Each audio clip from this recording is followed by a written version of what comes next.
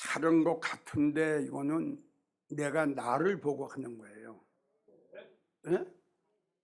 내가 나를 볼 때에 사는 걸로 착각을 했어요. 근데 너는 죽었구나 하는 것은 주님이 보셨을 때에 죽었어요. 이것이 우리가 믿음 생활하는데 모든 말씀이 다 중요하지만 이 죽은 자는 천국을 못 가요. 성경을 보면 그렇게 돼 있어요. 그런데 본문의 말씀 보면은 자기가 사는 걸로 지금 알고 있어요. 이게 얼마나 불행한 일이에요. 얼마나 미련하고.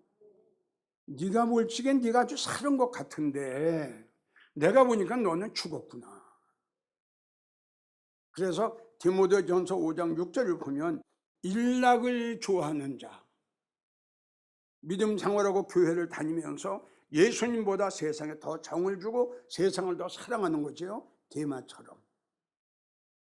그런데 주님께서는 일락을 좋아하는 자, 세상 것을 좋아하는 자,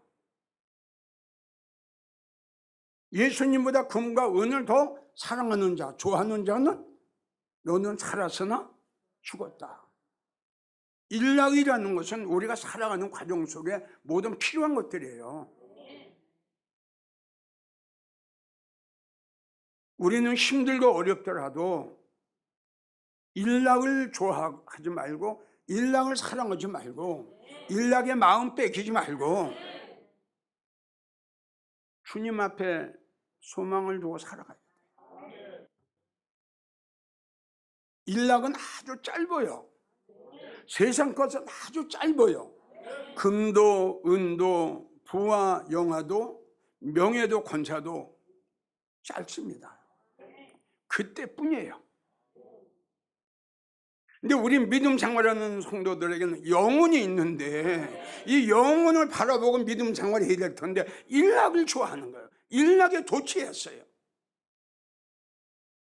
그러니까 주님께서 말씀하시고 너는 죽었다. 그러니까 마태복음 28장 21절 말씀도 예수님 제자의 한 아버지가 돌아가셨죠? 주님 앞에 이야기를 합니다. 예수님 부모가 돌아가셨으니까 장사 지내고 오겠습니다. 그때 예수께서 죽은 자가 죽은 자들로 장세하게 하고 너는 나를 따르라. 이 말씀 속에는요, 영적으로 죽은 자하고는 대화하지 마라. 영적으로 죽은 자하고 함께 하지 마라. 이 뜻이에요. 영적으로 죽은 자하고는 상대하지 말라는 거예요. 왜? 자기도 잘못하면 죽어요. 자기도. 그러면 요한계시록 18장 1절에서 5절 보면 너는 거기서 나와라 하는 거예요. 저들의 죄에 저들의 재앙에 나오라는 거예요. 나오라. 실신의 처소가 돼요. 각종 더러운 영들이 모이는 곳이 돼요. 내가 생각할 때는 믿음 생활 잘하는 것 같은데 주님께서 보시니까는 엉망이야. 갈라디아 6장 3절에 아무데도 된 게 없어. 예배를 제대로 드리나 찬양을 제대로 하나 기도 제대로 하나 회개 제대로 하나 주님 앞에 감사해서 정말 보답하는 생활을 하나 아무것도 된 데가 없는 거예요. 그러니까 뭔가 착하고 있다. 아무것도 되지도 못하고 된 줄로 생각하기 때문에 너는 너희가 속고 있다. 자기에게 속고 있는 거예요. 그런데도 몰라요. 그런데도 본인의 영적 상태를 내가 살았는지 죽었는지 그 자체를 모른다는 거예요. 내가 생각할 적에는 성령 충만하고 은혜 충만한 줄 알았는데 주님이 보시니까 너는 성령 소멸됐고 믿음 바닥났고 은혜 다 쏟았고 주님 말씀하셨죠. 성령 소멸되지 마라. 또 받은 은혜 쏟지 마라. 믿음 떨어지지 마라. 믿음 떨어지면 끝나는 거 아니에요. 전에 자세하게 설교를 했죠. 믿음 떨어지면은 사모하는 마음이 없어요. 이 말씀의 축복을 받고 말씀의 은혜를 받는 거는 정말 예수님 발 앞에 앉아서 말씀을 받았던 그 마리아와 같이 정말 말씀을 사모해야 되는 거예요. 사모하지 않으면 무슨 모든 거 다 다운됐어요. 내 말 맞을 거예요. 모든 거 다 다운됐어요. 내가 생각할 땐 영적으로 깨어 있는 줄 알았는데 주님이 보시니까 깊은 잠이 들었어요. 에베소 5장 6절 말씀하시기를 잠자는 자여, 잠들은 자여, 너는 죽은 자 가운데서 깨어 일어나라. 그러니까 영적으로 잠든 자를 죽은 자로 말씀하셨어요. 잠든 자여, 너는 깨어서 죽은 자들 가운데서 일어나라. 고린도전서 3장 18절을 보면 아무도 자기에게 속지 마라. 자기가 자기에게 속지 마라 이거지. 이렇게 됐으면서도 속지 마라 이거야. 그래서 속은 자를 찾아보면 밀어넣은 자 아니에요. 밀어넣은 자. 다시 이야기하면 아까 본문의 말씀 보면 너 어디서 떨어졌냐? 무엇 때문에 네 믿음이 떨어졌냐? 무엇 때문에 네 은혜가 바닥이 났느냐? 무엇 때문에? 어디서? 빨리 생각하고 그걸 찾아서 회개해라. 회개하지 않으면 내가 언젠간 너희가 도적같이 임할 거다. 얼마나 무서운 말씀이에요. 자, 영적으로 죽은 자 깨달음이 없어요. 영적으로 죽은 자는 영적 감각이 없어요. 참 불행한 거예요.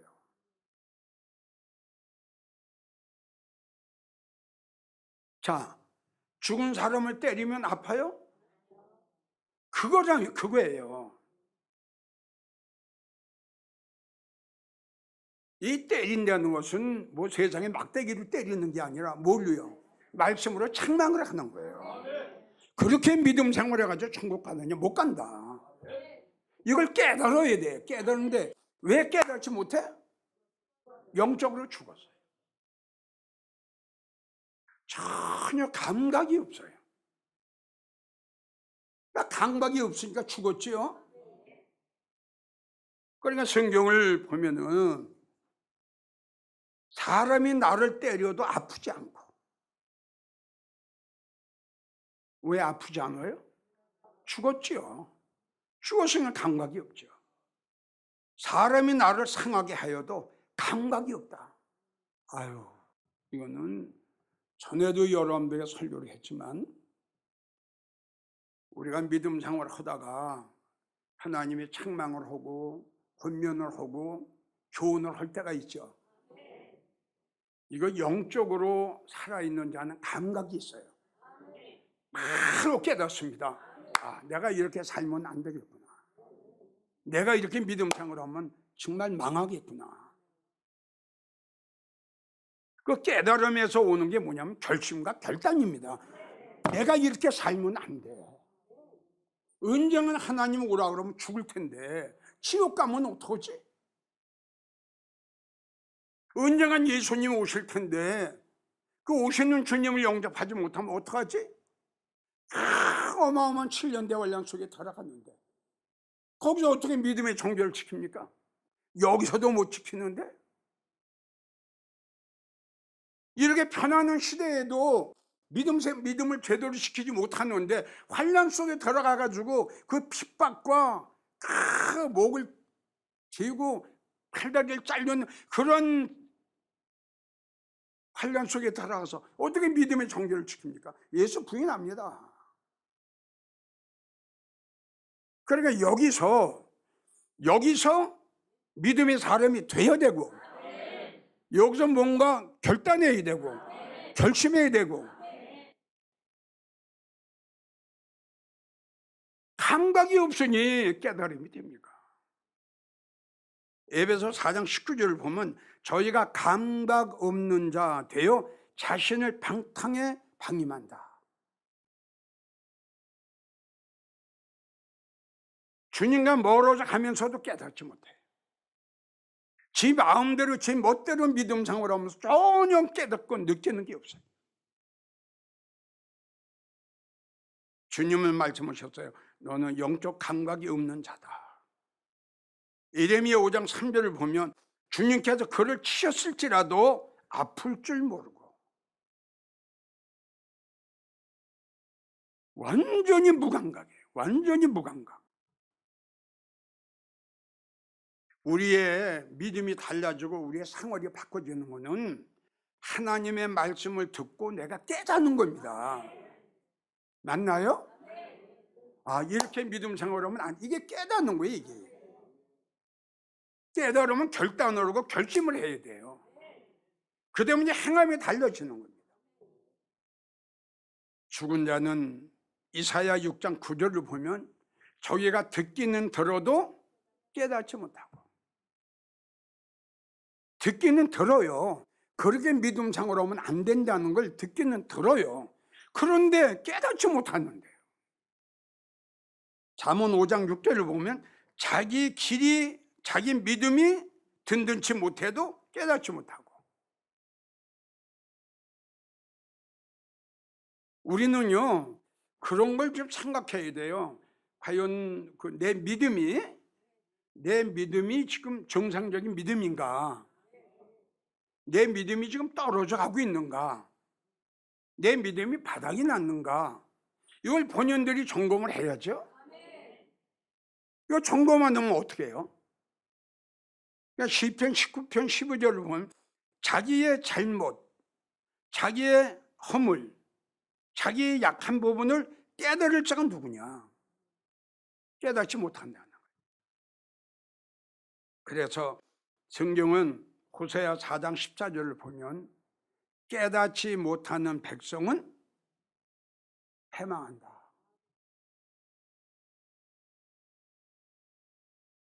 여러분들도 이런 설교를 듣고 깨달아야 돼요. 이런 말씀은요 그냥 보내면 안 돼요. 자, 내 말이 아니라 하나님 말씀이에요. 너희가 듣기는 들어도 깨닫지 못한다. 호세아 4장 14절 깨닫지 못한 성도는 백성은 패망한다. 하나님은 하나님 말씀하신 대로 하실 텐데요. 이런 게 참 너무 중요해요. 진짜 중요해요. 다시 강조하지만 교회 나오는 거하고 교회 다니는 거하고 정말 예수님을 믿는 거하고는 틀려요. 정말 예수님을 믿으면 아까 우리 찬송했죠? 세상의 행복과도 바꿀 수 없어. 세상의 명예와도 바꿀 수 없어. 세상의 금과 은도 바꿀 수가 없어. 정말 예수님을 진정으로 믿는 성도라면 이 세상의 무엇보다도 바꿀 수가 없는 거야. 이게 믿음의 성도요. 이게 주님을 믿는 참 성도요. 이게 다시요. 깨달으면은 내 생활이 바꿔져요. 진정으로 내 마음속 깊이 깨달으면 바꿔줘요. 자, 히스기야 왕 보세요. 이사야 선지자에게 말씀을 주셨죠? 너 자식들한테 예언해라. 오늘 네 생명 끝난다. 언제 우리에게도 이런 말이 전달될지 몰라요. 우리의 인생의 종말이 올지 아무도 몰라요, 여러분. 히스기야 왕이 이 말을 듣는 순간에 깨달아요.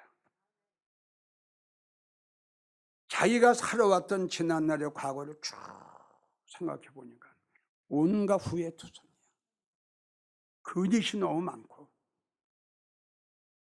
위선이 너무 많았고 가증스러운 일들이 너무 많았고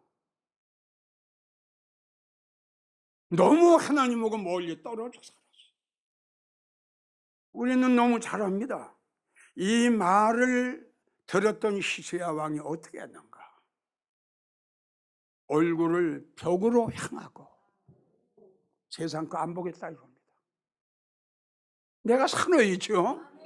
살 수 있는 방법은 깨닫는 거예요. 살 수 있는 방법은 회개하는 거예요. 얼굴을 벽으로 향하고 얼마나 눈물 흘리면서 회개했든지 하나님께서는 그의 기도를 들으시고 그의 눈물을 보시고. 보세요, 깨닫고 회개하는 게 얼마나 중요한가. 아멘 오세요. 베드로 예수님 수제자였죠. 실수했어요. 그걸 깨닫잖아요. 그걸 알았잖아요. 방송 대곡을 합니다. 회개한 겁니다. 회개를 왜 했어요? 깨달았어요. 여러분들이 영광의 보좌는 둘째 쳐놓고 천국이라도 가기를 원한다면 죽은 자가 아니라 산 자, 감각이 없는 자가 아니라 감각이 있는 자, 무지한 자가 아니라 하나님 말씀 듣고 깨닫는 자, 깨닫고 정말 시세의 왕처럼 가슴을 찢으면서 통곡하고 베드로처럼 정말 회개할 수 있는, 천국 가려면, 천국이 믿어지면은 이렇게 해야죠. 천국 못 가면 지옥이에요. 그래서 깨닫는 것이, 나는 그렇게 생각해요. 깨닫는 것이 은혜 중에 은혜다.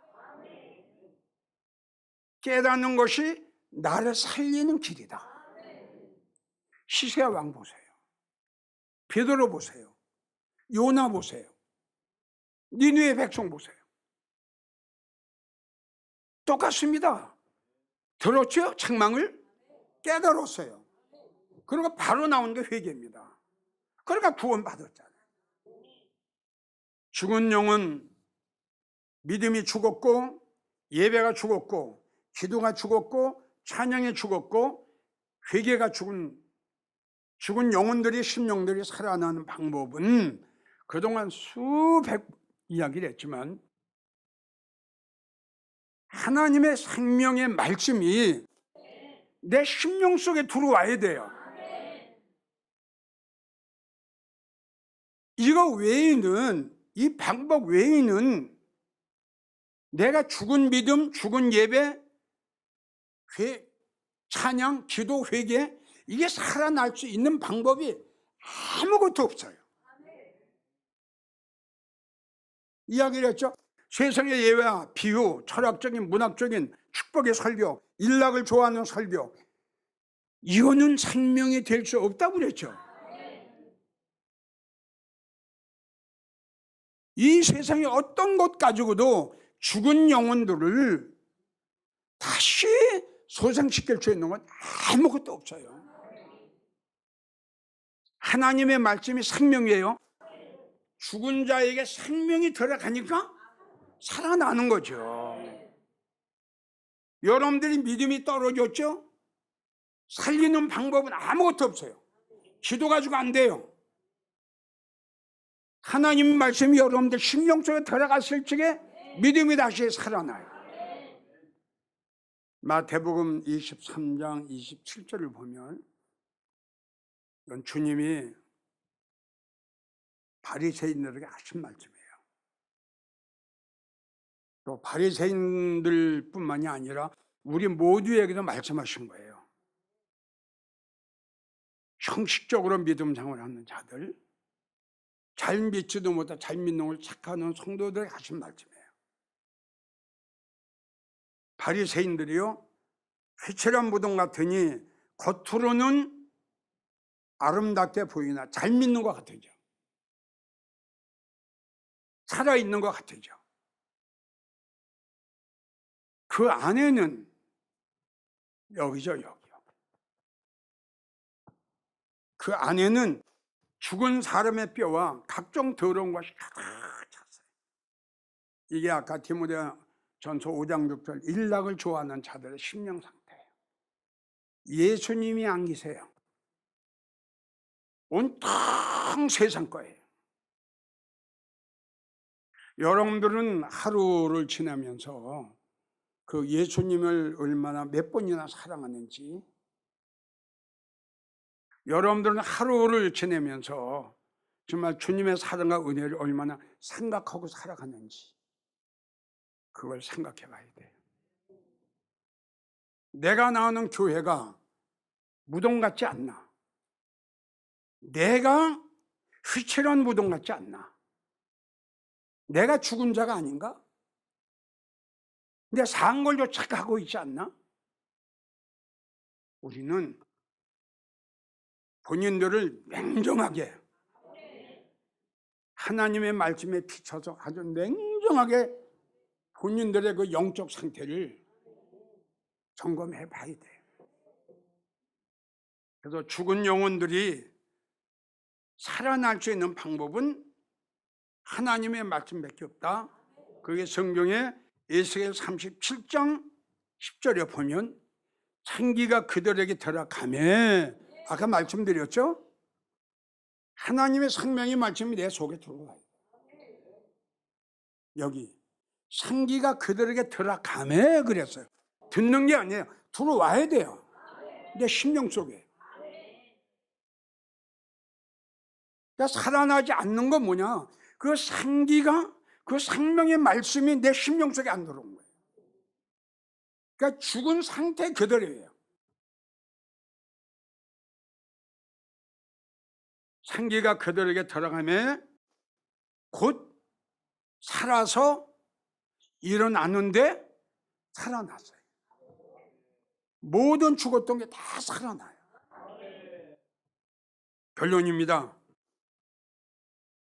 한국 교회 목사님들은 이제 설교가 절대적으로 바꿔줘야 됩니다.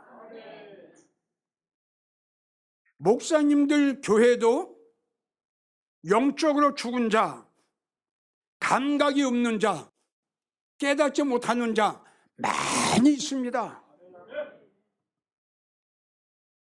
이건 내 말이 아니라 하나님 말씀, 예수님 말씀이에요. 사는 것 같은데, 네가 볼 적엔 사는 것 같은데 내가 볼 적엔 다 죽었다. 살리십시오. 저 죽은 영혼들을 살리십시오. 그러기 위해서는 세상의 예와 비유, 일락을 좋아하는 설교 그만하세요. 그만해야 됩니다. 그렇게 하셔야 이름에 예수님 만났을 때에 목회 잘했다고 칭찬받지. 혼납니다. 성도의 심판보다 목사의 심판이 더 무섭습니다. 에스겔을 보세요. 가라, 목자를 쳐라. 목자들아, 애곡하라. 성도들도 이제는 말씀의 분별을 해야 됩니다. 다시요. 세상의 예와 웃기는 설교, 행복의 설교, 여러분들 영혼의 양식이 아닙니다. 생명이 아닙니다. 그걸 여러분들은 수십 년 동안 먹어왔잖아요. 육적으로 우리가 볼 때에는 여러분들 영혼이 잘 된 것 같지만 천만에요. 영적으로 여러분들의 영혼을 볼 때 엉망입니다. 하나님 말씀이 우리의 생명이고 하나님 말씀이 우리의 영혼이라는 거 성도님들 잊지 마시고 나중에 가슴 치면서 후회하지 마시고 이규영 목사가 여러분들에게 간절히 간곡하게 부탁할 때 이 말씀을 받으십시오. 그래야 삽니다.